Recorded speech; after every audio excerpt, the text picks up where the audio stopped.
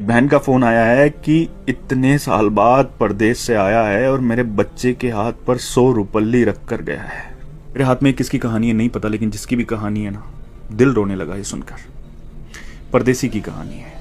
10 साल हो गए थे परदेश में काम करते हुए। पहला साल कर्ज उतारने में और दूसरा तीसरा साल बहन की शादियों की भेंट चढ़ गया। चौथे साल कुछ करके आने का सोचा तो पापा की तबीयत खराब हो गई, नहीं आ पाया। यहां तक कि पापा दुनिया छोड़कर चले गए तब भी नहीं आ पाया। बूढ़ी माँ घर में अकेली थी।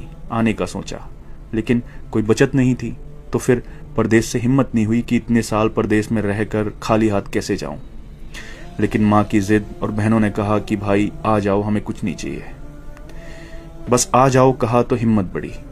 कुछ उधार लिया, कुछ पास था जिससे टिकट करवाया और वापस ये सोचकर आ गया कि अब कोई बड़ी जिम्मेदारी तो है नहीं, यहीं पे कुछ कर लेंगे।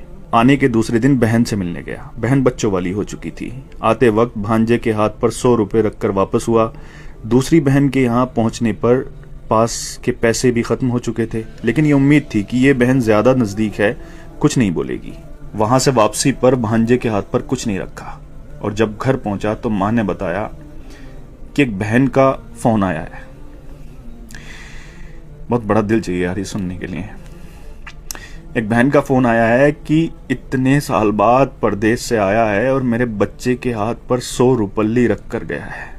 इतना तो हम फकीरों को दे देते हैं। दूसरी बोली, मेरे बच्चों के हाथ पर 10 रुपल्ली भी रख कर नहीं गया, ससुराल में मेरी नाक कटा दी। ये सब सुनकर मैं सुन्न रह गया और अब अपनी 10 साल की कमाइयों का हिसाब लगा रहा था। अरे यार, अगर पुराना घर छोड़कर नए घर में भी चले जाओ ना, तो ख्वाब हमेशा पुराने घरों के आते हैं। और एक परदेसी तो अपना सब कुछ छोड़कर चला जाता है अपनों के लिए, अपनों को बसाने के लिए। लोग मेहनत करके पैसा कमाते हैं, लेकिन परदेसी मेहनत के साथ साथ अपनी उम्र को बेचकर पैसा कमाता है।